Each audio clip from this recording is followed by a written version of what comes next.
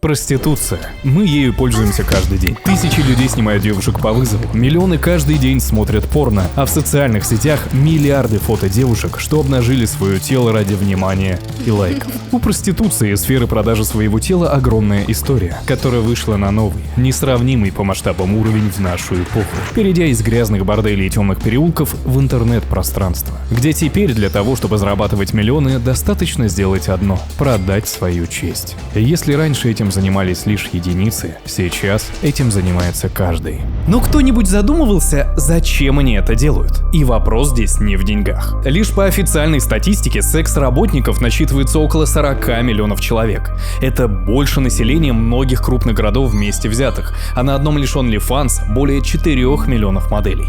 А таких платформ десятки. Как так произошло, что торговля интимным контентом стала одной из самых растущих индустрий в мире, которая не только привлекает миллионы молодых девушек, что начинают заниматься этим еще со школы, но и как это полностью уничтожает их психику. Что на самом деле происходит в головах тех, кто создает такой контент, и почему люди вообще готовы за это платить. Как социальные сети исказили наше восприятие себя, что для нас это стало нормой, и как почти каждый из нас уже продает свое тело, даже этого не понимая. И как вообще произошло, что мы стали так легко расставаться с тем, что всегда считалось самым ценным – своей честью. И почему в будущем у миллионов детей их матери будут проститутками. И почему мы с вами являемся их потомками. Не зря говорят, что проститутка – одна из древнейших профессий. Она появилась и процветала очень давно, еще раньше, чем появились многие современные религии. Ведь раньше секс и половые органы и были религией. Раньше о таких концепциях вроде секса до брака и прочем не знали и даже не задумывались. Согласно мифологии Древнего Египта, мир создался не благодаря большому взрыву и прочим бредням, а благодаря тому, что бог Атум помастурбировал и кончил себе в рот, а потом выплюнул всех остальных богов. То есть большой взрыв был, но немного другой. В Древнем Риме люди носили в качестве амулетов бога Фасинуса. Это буквально летающий божественный член. А секс и оргии были обычным ритуалом и даже частью многих праздников. И с того времени до сих пор существуют храмы Хаджураху в Индии, на стенах которых сотни барельефов с оргиями, мастурбацией и зоофилией. И это все было частью культуры многих народов и их веры. Поэтому и продажа секса часто ассоциировалась не с упадком, а с культом плодородия и служению божеству любви. Ну или просто обычным ремеслом наравне с другими. В Древнем Шумере, например, примерно 3000 лет до нашей эры существовали храмы богини любви Иштар, при которых действовали храмовые жрицы, что выполняли ритуально-сексуальные функции, а также имели свои особые права и статус в обществе. Но все изменилось, когда появились авраамические религии. Иудейство, а затем знакомые нам христианство и ислам. Тогда и начал формироваться новый моральный порядок, в котором контроль над сексуальностью и телом стал важнейшим механизмом власти. А любовь, целомудрие, брак и его чистота стала основой новой морали. Итак, праздник жизни и плодородия внезапно стал смертельным грехом. А жрицы любви превратились в падших и бесчестных женщин, или, выражаясь привычным нам языком, в проституток. Но на самом деле поменялось не так много. В Римской империи проституция еще долго оставалась легальной работой, считалась официальной деятельностью и облагалась налогом. Проститутки того времени должны были регистрироваться у властей, как сегодня предприниматели регистрируют свой бизнес, и отчислять процент в казну. Но чем больше религия укрепляла свою роль в головах людей и государственном строе, тем хуже относились к проституции. Настоящий перелом произошел в средние века, когда церковь заняла центральное место в жизни общества. Теперь секс вне брака официально стал смертным грехом, а проституток начали считать служанками дьявола. Их стали принуждать носить особые отличительные знаки, желтые платки или красные ленты, чтобы никто не перепутал чистую женщину с грязной. Ровно как и потеряли права и защиту со стороны закона, что обрекло их на опасное и унизительное существование. Хотя многие века публичные дома продолжали свою работу, принося налоги в казну, проституция вызывала все большее нравственное осуждение. Проституток считали полностью потерявшими честь, а социальное падение такой женщины было окончательным и необратимым, а ее спасение видели либо в полном покаянии, либо в смерти. Хотя проституцией и дальше пользовались массово, хоть теперь и скрытно. С тех пор в массовом сознании осталась эта двойственность. Мы все так же осуждаем проституцию публично, но продолжаем ей пользоваться приватно. Смотрим порно, платим за фото, снимаем девушек или парней по вызову. И так некогда праздник и культ превратился в самый постыдный и смертельный грех, за который, тем не менее, в любую страницу нашей истории всегда будут готовы платить. Вот так вот всю историю человечество пыталось усидеться на 2 стульях сразу.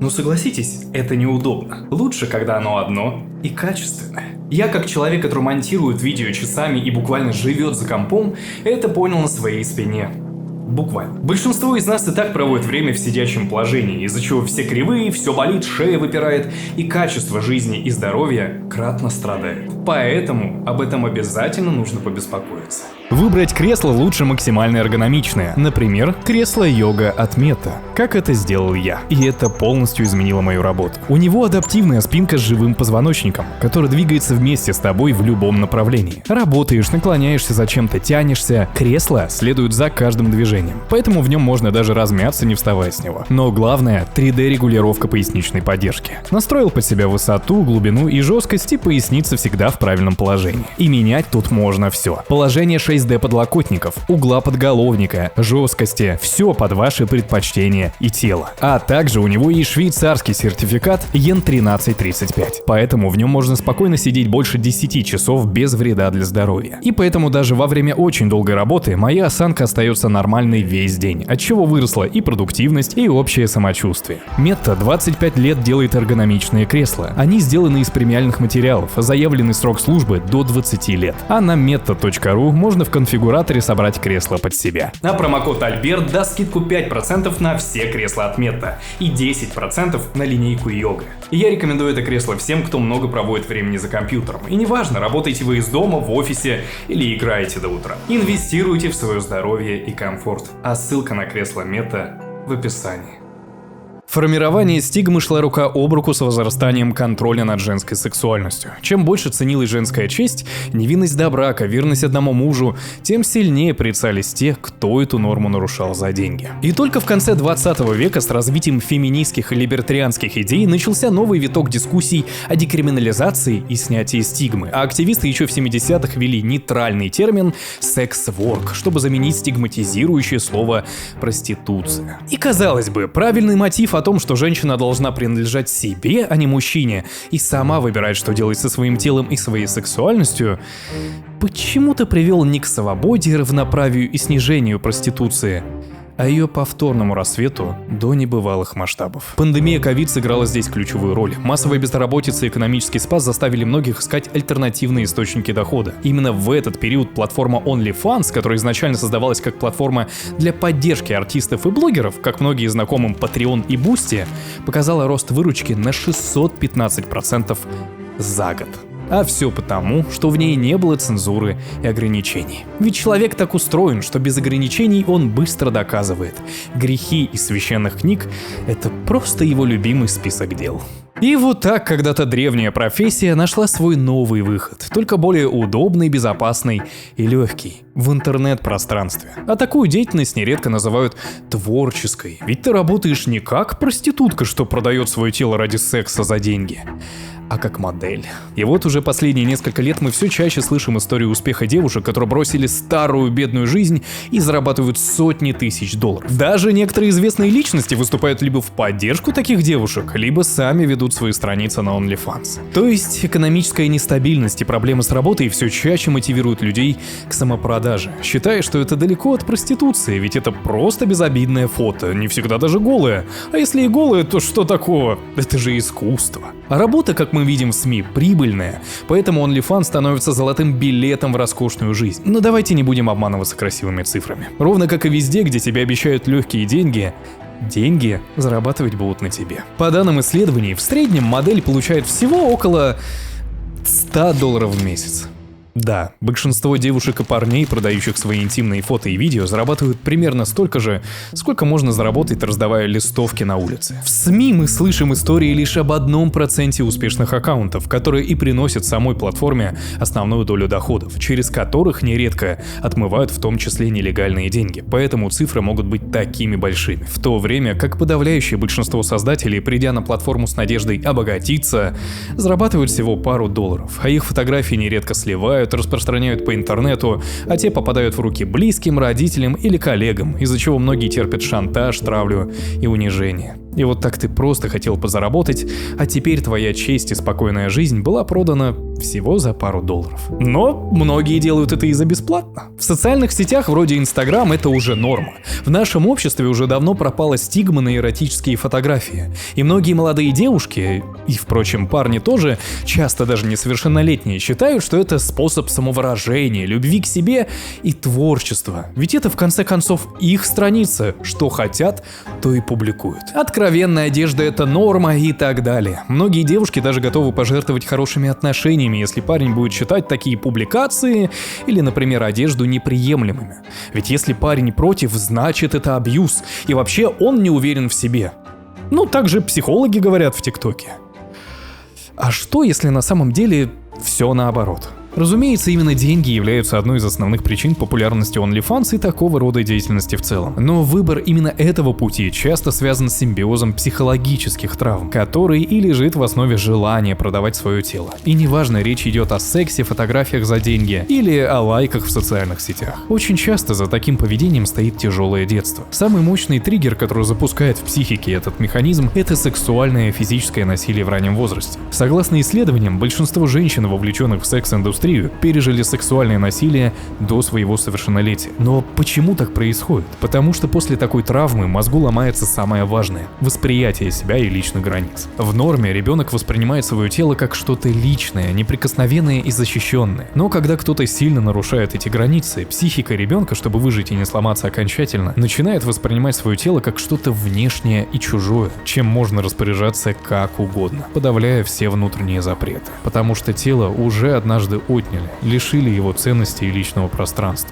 Поэтому, что парадоксально, мозг выбирает не путь, как бы избежать повторения этого, а наоборот, подсознательно стремится его повторять. Только теперь на своих условиях, продавая себя за деньги. Так психика пытается взять реванш за детское бессилие, восстановить хоть какой-то иллюзорный контроль над ситуацией, которая когда-то ее сломала. И тогда, будучи взрослой, продажа сексуальности становится не просто способом заработать, а способом вернуть себе хоть какое-то ощущение собственной власти и контроля. Но ключевое, что это ощущение лишь иллюзия. Но иногда корень проблемы лежит в менее очевидных вещах. Например, в отсутствии любви, внимания и особенно отцовского признания. По статистике, которую приводят западные исследования, около 65% девушек, занимающихся проституцией, в том числе онлайн, либо выросли без отца, либо имели очень холодные, отстраненные и формальные отношения с ним. Но почему это так важно? Недостаток любви и принятия в семье формирует у ребенка глубокую неуверенность в собственной ценности. Особенно сильно влияет отсутствие отца или отцовского внимания у девочек, а у парней, следовательно, фигура матери. Исследования показывают, что девочки, чьи отцы ушли из семьи или эмоционально дистанцировались, имеют повышенный риск раннего вступления в половые связи и сексуализированного поведения в подростковом возрасте. Ведь не получив любви, восхищения и принятия от отца, в будущем она бессознательно будет искать это внимание в других мужчинах, пытаясь компенсировать этот голод по мужскому вниманию. И самое простое, на что мужчина всегда отреагирует, это женская сексуальность. Так девушка начинает гиперкомпенсировать дефицит внимания и любви, превращая себя в яркий, откровенный сексуальный объект. Она выбирает откровенную одежду, выставляет вульгарные фотографии и бессознательно строит свое поведение и образ жизни так, чтобы максимально получить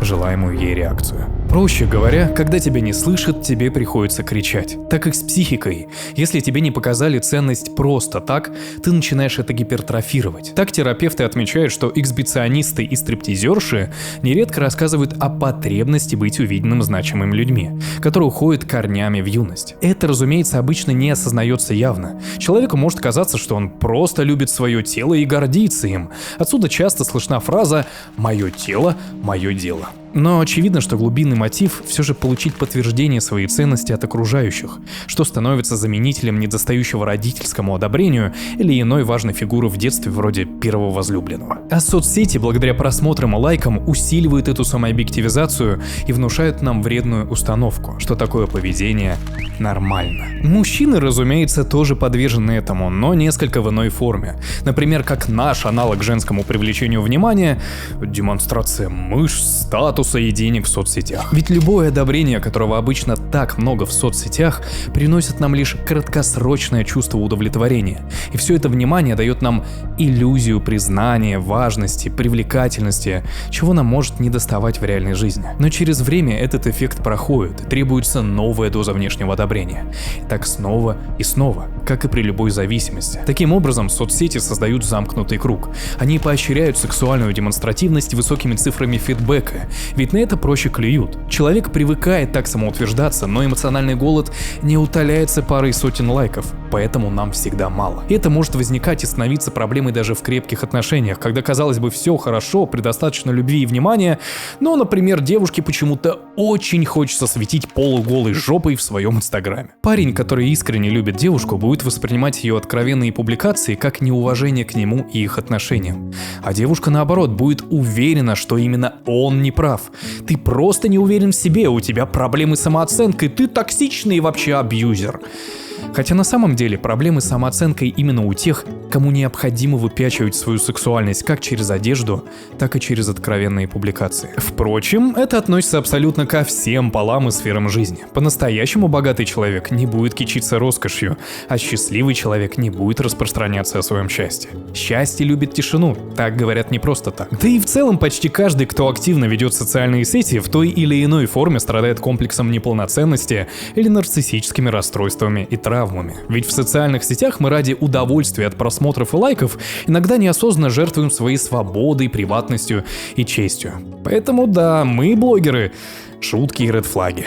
Ведь мозг неудовлетворенного человека пытается отчаянно заполнить эмоциональную пустоту внешним гипертрофированным одобрением, а его нам каждый раз становится недостаточно. И в этом ловушка. Если мы пытаемся восполнить пустоту не самостоятельно, через психотерапию, практики осознанности и любви к себе, не занимаемся своей самооценкой, мы будем постоянно испытывать голод до чужого внимания. Мы будем менять половых партнеров, изменять, требовать подтверждения любви от других, зависеть от чужого мнения, количества лайков и просмотров на своей заднице или груди в социальных сетях, и нам никогда не будет этого достаточно, потому что внутри мы себя продолжаем ненавидеть. И самое сложное — признаться себе в этом. Многие из нас носят эти травмы годами, даже не понимая, откуда растут корни наших проблем. И тут важно понимать, с этим можно и нужно работать. Но если вам сложно найти психолога, вы стесняетесь говорить о личном живым человеком или вы не можете его себе позволить в данный момент, я создал специального телеграм-бота-психолога на основе искусственного интеллекта. С ним можно поговорить обо всем, что вас беспокоит, получить поддержку, разобраться в проблеме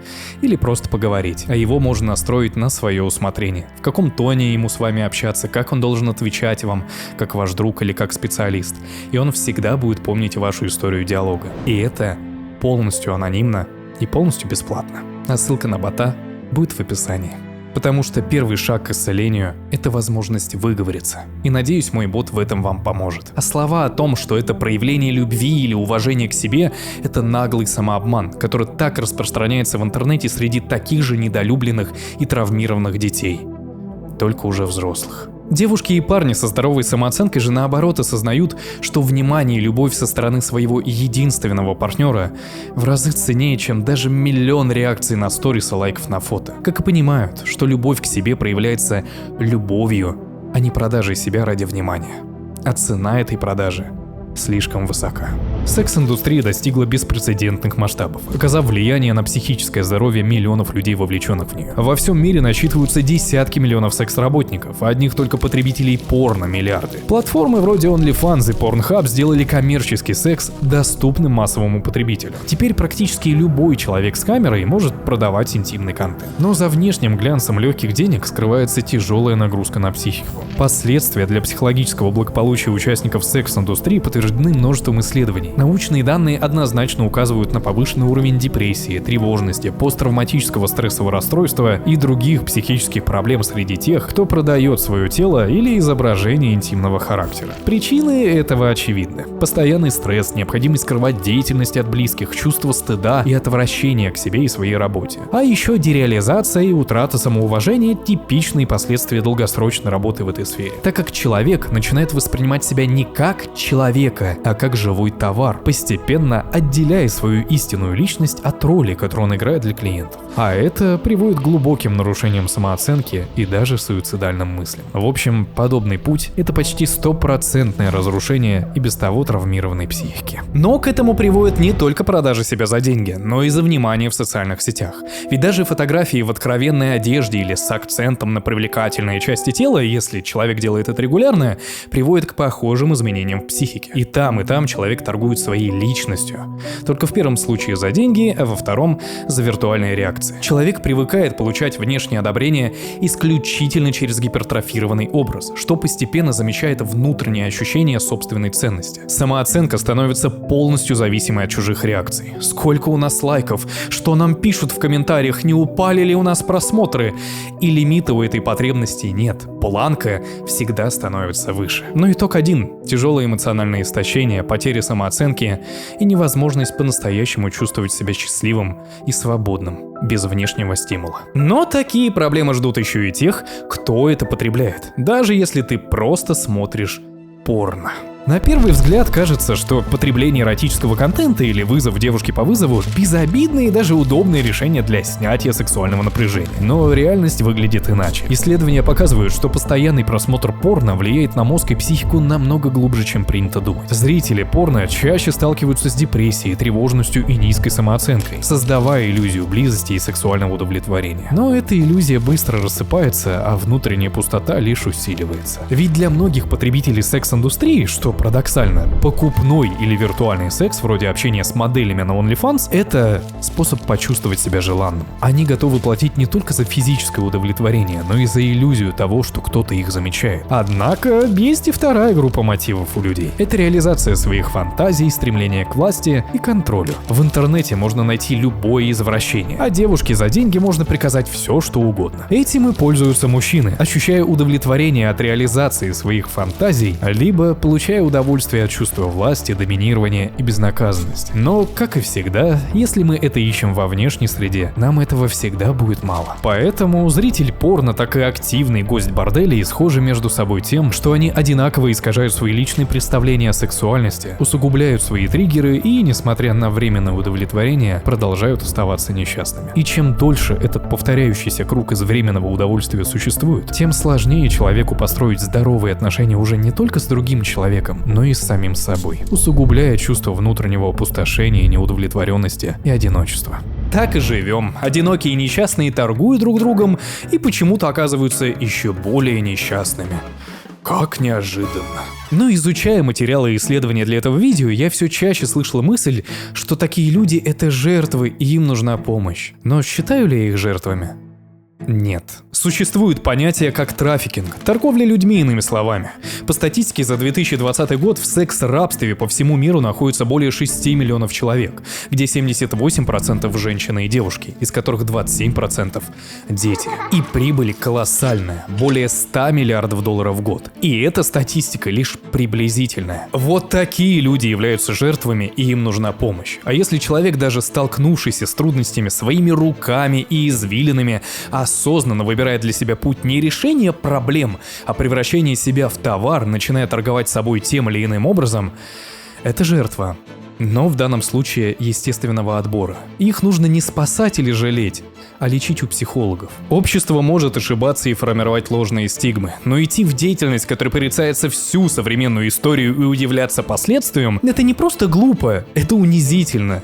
Ведь ты сознательно превращаешь себя не в личность, а в бездарный объект, который не смог придумать ничего лучше, чем продать самый дешевый и распространенный товар — гениталии. То же касается и мужчин, которые пользуются подобными услугами. Как по мне, любой секс за деньги, будь это проституция, OnlyFans или просмотр порно, это не просто унижение, это уничтожение своего мужского достоинства. Ведь ты себе показываешь, что с тобой могут быть только либо за деньги, либо виртуально. Из-за этого у некоторых и формируются женоненавистнические представления, что все вокруг меркантильные и вообще шлюхи и изменщицы, а каждая просто обязана тебе дать. Пока мы молоды, мы привлекательны привлекательны, у нас совершенно другие интересы и видения мира. Мы глупые и наивны. Но с возрастом все меняется, и наше прошлое начинает говорить о нас. И вопреки мнению о том, что молодость все прощает, на самом деле она оставляет тень на всю дальнейшую жизнь, зависимо от того, как ты ее прожил. Не всем порноактрисам или эскортницам получается скрыть свое прошлое и построить в будущем хороший союз, растить детей в безопасности. Многих не принимают и осуждают за их прошлое всю жизнь. Если и получается построить отношения, то нередко с психически нестабильными и сексуально более извращенными, а их дети подвергаются преследованию и травле за то, с чем они даже не связаны. А представьте, какая нагрузка на психику, когда в интернете ты по одному запросу можешь увидеть свою голую маму во всех позах сразу. Опыт многих когда-то популярных порноактрис иллюстрирует, насколько большой тенью может лечь даже короткое участие, например, в порно. Так, одна из самых популярных порноактрис Мия Халифа, что на деле проработала в порно несколько месяцев, ей не повезло стать популярной, заявляет о глубоком стыде за свое прошлое, о том, что она страдает ПТСР, паническими атаками, регулярно получает угрозы расправы, что тянется за ней не один год и мешает во всех сферах жизни. Или Бри Олсон, одна из самых популярных порноактрис 2000-х, пыталась построить обычную жизнь, но столкнулась с непринятием и осуждением. Ее не брали на работу, не воспринимали как обычную девушку для отношений, и, как она сама точно подметила, это единственная индустрия, где чем успешнее становится женщина, тем сильнее она будет страдать всю оставшуюся жизнь. Так и работает. Чем доступнее ты делаешь свою сексуальность, тем менее ты будешь кому-то нужным по-настоящему. И, к сожалению, проблему роста этой сферы никак не решить. В некоторых странах проституция легализована, где-то за нее наказывают самих покупателей, а где-то даже карают смертной казнью. Но ни одна модель не дала идеального результата. Поэтому нам с вами нужно понять одно: ваша честь ценнее всего. Когда человек относится к себе с уважением, не превращаясь в товар для других, он защищает не только свою социальную репутацию, но и свою душу, свое внутреннее «я». Чувство самоуважения, осознание своей человеческой ценности вне зависимости от привлекательности или коммерческой стоимости – это фундамент психического здоровья. Традиционные ценности при всех их нюансах включают важные истины, что интимность имеет глубокий эмоциональный и даже духовный смысл, выходящий за рамки физиологии. Лично я бы никогда не стал даже встречаться с девушкой, которая продавала свои фото публично или тем более занималась любой секс-работой, или, если ей жизненно необходимо, выставлять подобные фото в социальных сетях ради чужого одобрения. И дело тут не в каком-то моралистическом осуждении, а в более глубоком вопросе совместимости ценностей касаемо любви, самовосприятия и внимания. Если человек не придумал ничего лучше, чем продать себя, какое с ним можно иметь дело? Невозможно жить с человеком или в будущем заводить с ним детей, чтобы фото или видео матери вашего ребенка были в свободном доступе. Это в первую очередь неуважительно к ребенку, которому предстоит расти и узнать, что его мать голой по всему интернету показывают.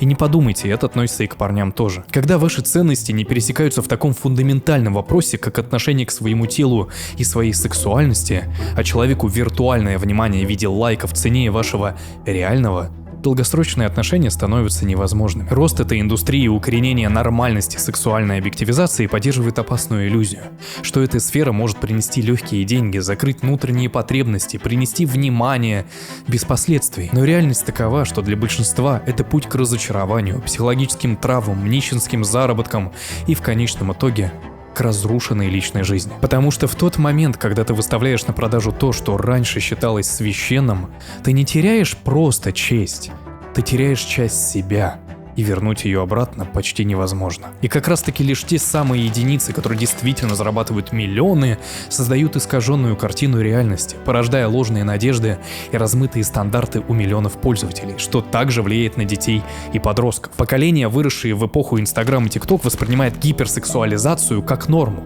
Подростки копируют поведение успешных инфлюенсеров, не понимая психологических механизмов, которые за этим стоят. Они думают, что демонстрация, например, тела – это путь к популярности и успеху, не осознавая, что попадают в ту же ловушку зависимости от одобрения, что их кумиры. Конечно, я не могу указывать другим, как жить, во что одеваться и какие фото и видео публиковать. Это исключительно ваше дело. Возможно, это я чрезмерно старомоден и консервативен в своих взглядах. Но Я могу призвать каждого из вас задуматься о более глубоких ценностях, чем легкие деньги или внимание в социальных сетях. Задуматься о том, как конкретно вам сберечь свою душу, свою честь и свою внутреннюю целостность в нашем современном мире. И как по-настоящему полюбить себя, без внешних стимулов и допингов. И это не просто красивые слова, это единственная жизненная стратегия, по-настоящему ведущая к самореализации и счастью. С вами был Альберт, подписывайтесь на канал и мои социальные сети в описании. Там, правда, голых фото не так много, но постараюсь исправиться. И вступайте в наше закрытое сообщество, там их еще больше. И будьте счастливы. Всего хорошего!